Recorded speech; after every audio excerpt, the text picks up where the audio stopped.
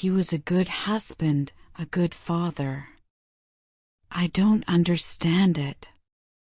I don't believe in it. I don't believe that it happened. I saw it happen, but it isn't true. It can't be. He was always gentle. If you'd have seen him playing with the children, anybody who saw him with the children would have known that there wasn't any bad in him, not one mean bone. When I first met him, he was still living with his mother over near Spring Lake, and I used to see them together, the mother and the sons, and think that any young fellow that was that nice with his family must be one worth knowing. Then one time when I was walking in the woods, I met him by himself coming back from a hunting trip. He hadn't got any game at all, not so much as a field mouse, but he wasn't cast down about it. He was just larking along, enjoying the morning air. That's one of the things I first loved about him.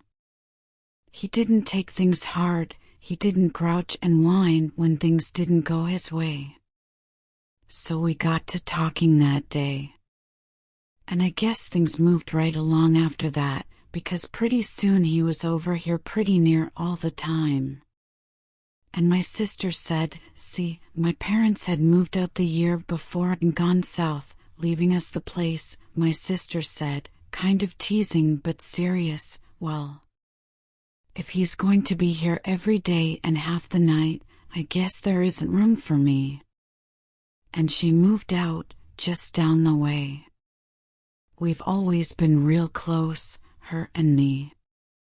That's the sort of thing doesn't ever change. I couldn't ever have got through this bad time without my sis. Well, so he come to live here. And all I can say is, it was the happiest year of my life. He was just purely good to me. A hard worker and never lazy, and so big and fine-looking. Everybody looked up to him, you know, young as he was. Lodge meeting nights, more and more often they had him to lead the singing. He had such a beautiful voice, and he'd lead off strong, and the others following and joining in, high voices and low. It brings the shivers on me now to think of it, hearing it, nights when I'd stayed home from meeting when the children was babies, the singing coming up through the trees there, and the moonlight, summer nights, the full moon shining. I'll never hear anything so beautiful. I'll never know a joy like that again. It was the moon, that's what they say. It's the moon's fault, and the blood. It was in his father's blood. I never knew his father, and now I wonder what become of him. He was from up Whitewater way, and had no kin around here. I always thought he went back there, but now I don't know. There was some talk about him, tales that come out after what happened to my husband. It's something runs in the blood, they say, and it may never come out, but if it does, it's the change of the moon that does it. Always it happens in the dark of the moon, when everybody's home and asleep. Something comes over the one that's got the curse in his blood, they say, and he gets up because he can't sleep, and goes out into the glaring sun, and goes off all alone, drawn to find those like him. And it may be so, because my husband would do that. I'd half rouse and say, "Where you going to?" And he'd say, "Oh, hunting, be back this evening," and it wasn't like him, even his voice was different. But I'd be so sleepy, and not wanting to wake the kids, and he was so good and responsible, it was no call of mine to go asking why, and where, and all like that. So it happened that way maybe 3 times or 4. He come back late and worn out, and pretty near cross for one so sweet-tempered, not wanting to talk about it. I figured everybody got to bust out now and then, and nagging never helped anything. But it did begin to worry me. Not so much that he went, but that he come back so tired and strange. Even, he smelled strange. It made my hair stand up on end. I could not endure it, and I said, "What is that, those smells on you? All over you?" And he said, "I don't know," real short, and made like he was sleeping. But he went down when he thought I wasn't noticing, and washed himself. But those smells stayed in his hair and in our bed for days. And then the awful thing. I don't find it easy to tell about this. I want to cry when I have to bring it to my mind. Our youngest, the little one, my baby, she turned from her father. Just overnight. He come in and she got scared looking, stiff, with her eyes wide, and then she begun to cry and try to hide behind me. She didn't yet talk plain, but she was saying over and over, "Make it go away. Make it go away." The look in his eyes, just for one moment, when he heard that. That's what I don't want ever to remember. That's what I can't forget. The look in his eyes looking at his own child. I said to the child, "Shame on you, what's got into you?" Scolding, but keeping her right up close to me at the same time, because I was frightened too. Frightened to shaking. He looked away then and said something like, "Guess she just waked up dreaming," and passed it off that way. Or tried to. And so did I. And I got real mad with my baby when she kept on acting crazy, scared of her own dad. But she couldn't help it, and I couldn't change it. He kept away that whole day. Because he knew, I guess. It was just beginning dark of the moon. It was hot and close inside, and dark, and we'd all been asleep some while, when something woke me up. He wasn't there beside me. I heard a little stir in the passage when I listened. So I got up, because I could bear it no longer. I went out into the passage, and it was light there, hard sunlight coming in from the door. And I saw him standing just outside, in the tall grass by the entrance. His head was hanging.